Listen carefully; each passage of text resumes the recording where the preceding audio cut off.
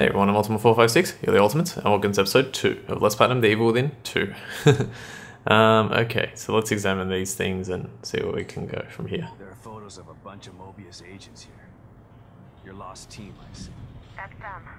Let us know if you locate any of them. You're our only line of communication into STEM. They're stuck in Union and searching for Lily too. Union? This STEM environment was designed to look and feel like a small town called Union. Great. So your experts need rescuing too, huh? If anyone can do it, it's you. Thanks for the vote of confidence, but I'm only here to find Lily. There's more info there. You should check it out before you go. Alright, so STEM has created, there we go, chapter 2, something not quite right. So STEM has created essentially like a little town called Union. Union, huh? Let's see. Looks like any town USA. It was designed that way to keep the test subjects calm and relaxed. Calm and relaxed. The exact opposite of Beacon. What happened at Beacon was beyond our control. It doesn't seem like you've got much control this time either. Look, I don't know what you're going to encounter in there. If you need information, I'd suggest you try talking to some of the locals. You know, canvass the area. Just like you taught me back at KCPD. You were never a real detective, Kidman. And you're not a detective anymore. But let's try to do some detecting anyway, okay? Alright, let's have a look at these images. So, camera's a bit... Lily, your team, and now me. We're all stuck inside STEM. I still don't understand why you can't just take them all out of their pods and wake them up. It doesn't work that way. Without a core, we're totally locked out of the system. To forcibly remove anyone from STEM at this point would kill them and leave their consciousness trapped inside there. Great. Mobius has got some stellar backup plans. Stating the obvious isn't going to speed things along. You need to find Lily. Otherwise she, you, and everyone else inside is going to die. She just keeps deflecting. It's like, well, this is all on you now, Sebastian. You want to find your daughter? You gotta go do it. Alright, let's look at these Baker, people. team leader. He's the guy I should try to find first. So there's his like a bit of information about him. Who else we got? Miles Harrison. Combat specialist, huh? Hopefully he can take care of himself. We got Liam O'Neill as well. O'Neill. They must not have been expecting trouble if they sent in all these technicians. I like that line. It shows that he's thinking about the choices that they're making based on the information that he's got. Tech, but at least he has some small arms training. That's some attention to detail. And then Yukiko. Hoffman.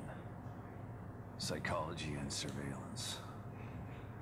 This one could be cagey. Yeah, being a psychologist and like surveilling people. Alright, let's kick open a door. Yeah, just like in the first game, if you open a door, yeah, I don't think that was in the first game. If you open a door, you can press X to open it slowly.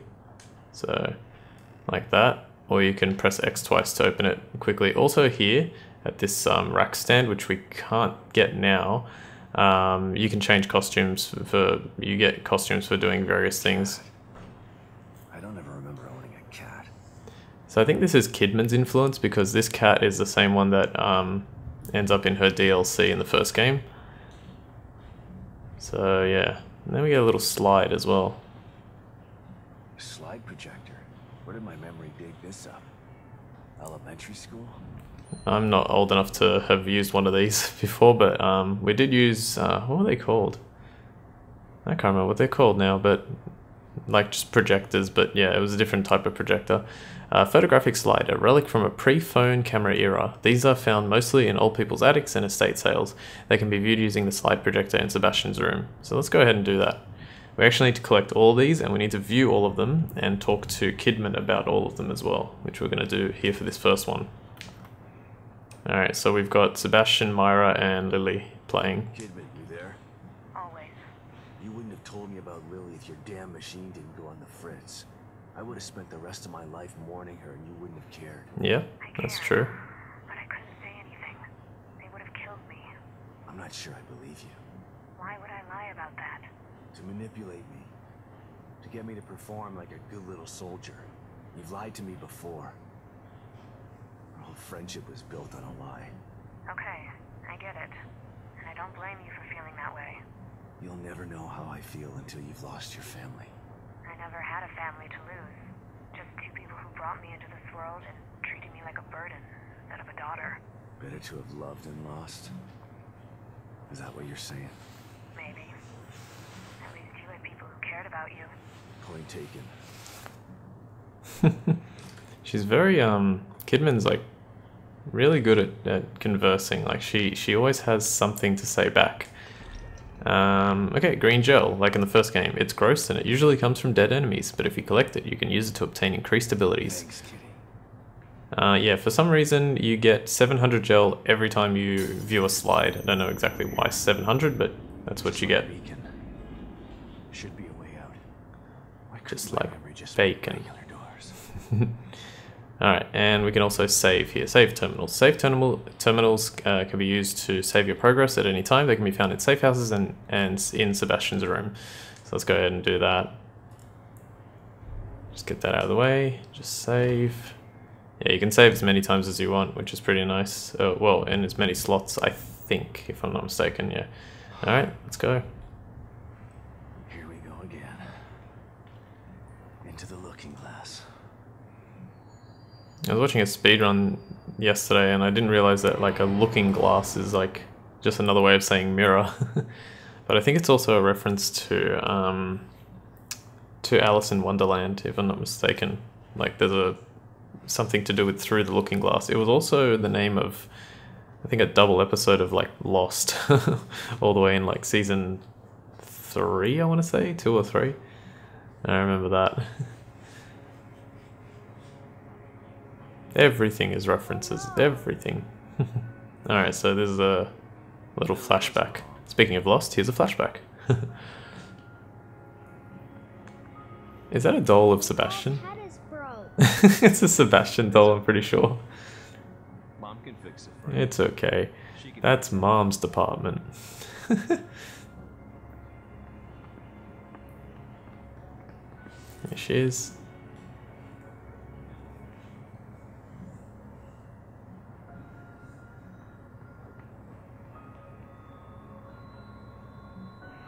So we're in a little bit of a first-person perspective here, but there's nothing we can do about it.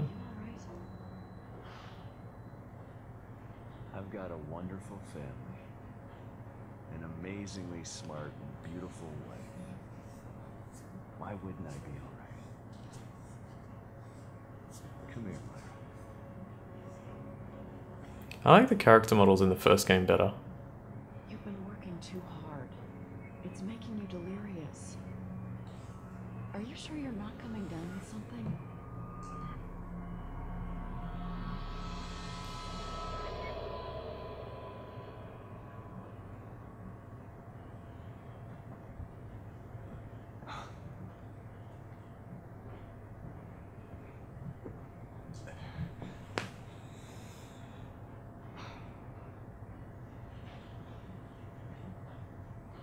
Is this the right place? Alright, so now we're put here. Pretty cool atmospheric area. Like, we can't really, it's just pitch black over there, and then there's the door here. So let's head in through here. We got a little HUD, introduction to the HUD. At the moment we don't have any weapons, so it's just like our fist, and I don't even think you can punch or anything. So actually similar to the first game, this is quite reminiscent of Twin Peaks with the red drapes and everything like that. This is pretty cool. So there's nothing else in this room. Basically you head straight and then you hear a door close. You see this, it actually says William, it's hard to discern, but it says William Baker there, and then when you turn around, you got the door. And I think actually this is what a cool effect. Like a door that leads to nowhere, but if you open it, awesome. Okay, flashlight.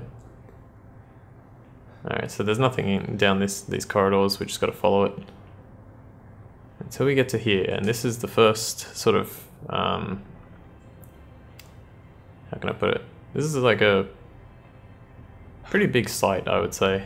What the hell? Yeah, get used to Sebastian saying what the hell, he'll say that a lot of times. So this was pretty confronting. That's one of the search team. Baker. Alright, so I've found Baker, and Baker seems to be in a constant, perpetual death sequence. He gets shot, he falls back, blood goes everywhere, and then he reverts and starts again. So you can see it closer if you use the camera. You can also investigate from a bit closer.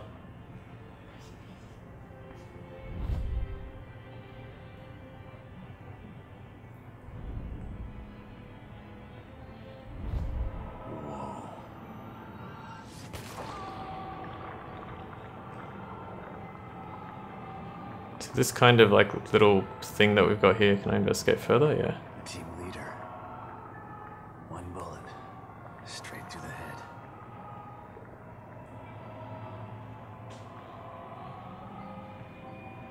Anything else on this side? No? Okay. Yeah, so this like little like square, you can sort of tell it's like a giant square, little giant. Yeah, this giant square thing is keeping him locked in that, that's cool, a horse, in that perpetual motion thing, and yeah, and time slows down in here as well for you, so there's that. Now where the hell, there's supposed to be a photo around here, or like our first file. We have to collect a bunch of collectibles in the game. Is it over here? Let me check over here in this area. I think it might be this. Sadistic. Yep. Whoever did this must have enjoyed it. Photo of William Baker. Baker, the search team leader. He was frozen in time when I found him. This must have been taken by the camera right by him. But how is this even possible? Yeah, so, well, remember we're in STEM, so anything is possible. That's an interesting thing as well, is that like, in this game they kind of tell you, okay, you're going into STEM, so everything that you see take with a grain of salt. In the first game it was a bit more difficult to discern when you actually went into STEM, but I think after playing that game a lot of times it started to become apparent. Okay, I'm going to investigate this. Just want to make sure that I'm not missing anything. To block the way out. Or in. Alright, so yeah, he notices that there is like scuff marks on the floor, so let's push this out of the way.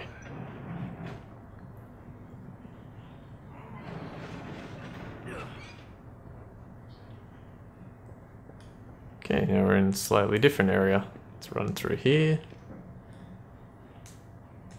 Okay, there's nothing on this side, so let's just head down here.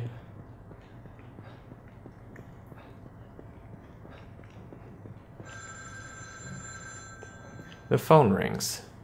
It could be anyone, but a ringing phone must be answered. Something like that from a Phone Booth with Colin Farrell and Kiefer Sutherland.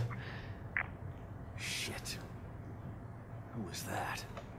It's also a little bit reminiscent of The Matrix, actually. So they have that old-timey phone in that movie.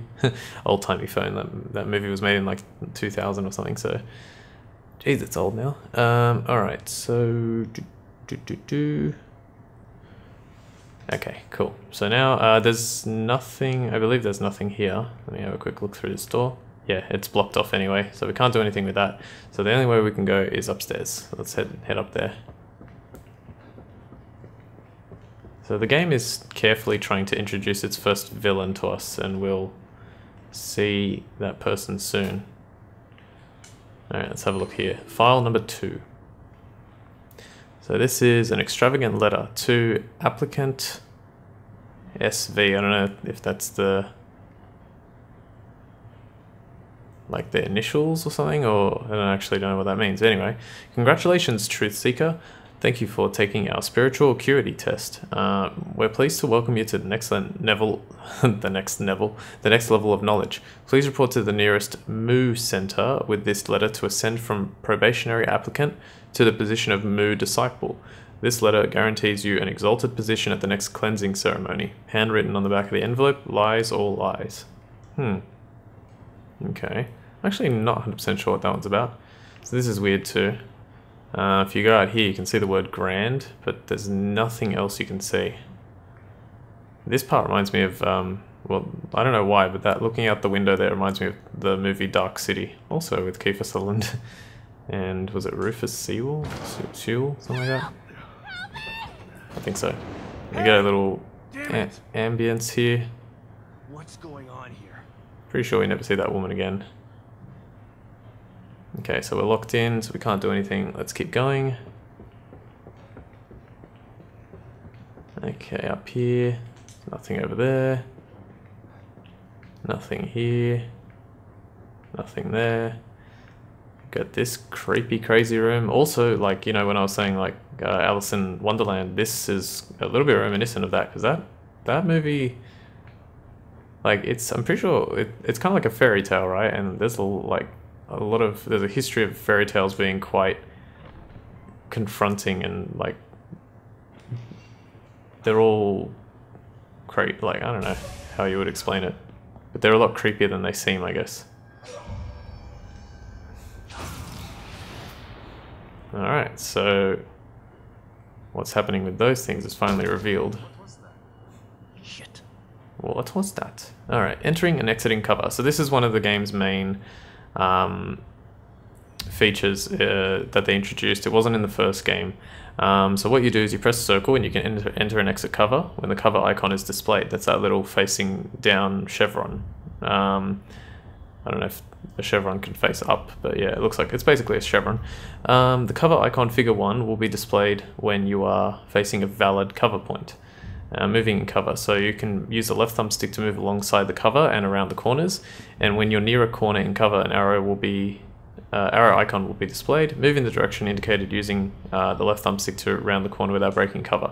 So we're going to move over here, and our enemy friend is going to move alongside, and we can also press circle here to move down here. Don't worry, he won't really see you. Like, he kind of just, I mean, he does like do a little bit of a turn, but he doesn't really do anything. I'm sure it's possible to get seen here and probably die. It's never happened to me. But yeah. Okay, cool. And he just leaves. So this cover thing, we're gonna use it quite a lot. Let's see. I don't think this person was this looks like Sebastian from the first game. I don't think he was a member of the team. Okay, no, he doesn't really look like Sebastian. Oh yeah, I forgot to explain that. If you press circle, so the cover mechanic, but you press like back on the thumbstick, you can do a quick turn, and it's very quick, and the game doesn't have any sort of limit on this, so you can do this. So it's pretty crazy. Like that. Okay, let's go through. How much time we got left? I gotta find a way out of here. Yeah, we can do this part, okay. So let's look around here. So we've got, this is pretty creepy. Gigantic eyeball, and then it disappears. Over there you see a door that is open or ajar like it was the first time. This time, yeah, it closes. It says Manuela Roberto. Spanish, I guess. Spanish sounding name. Alright, let's try... Nope, can't go through that door. Nope, can't go through that door. We can leap over obstacles, and we can find file number 3. Alright, let's see what this one has. So, photo of another victim, a photograph of another murder victim. This is a Mobius uniform, well lit and in focus. It looks like a gun was used to shoot him in the head. So, literally the same thing from a different angle as the first one. It's strange there for them to do that, but it is what it is. Alright, seeing as we're so cool, I don't have a save point coming up, which is a bit annoying.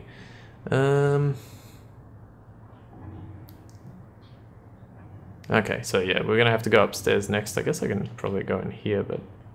Oh yeah, actually, I'll quickly go in here because now I remember. So it's just a broken, like, hallway kind of thing. Can't go any further.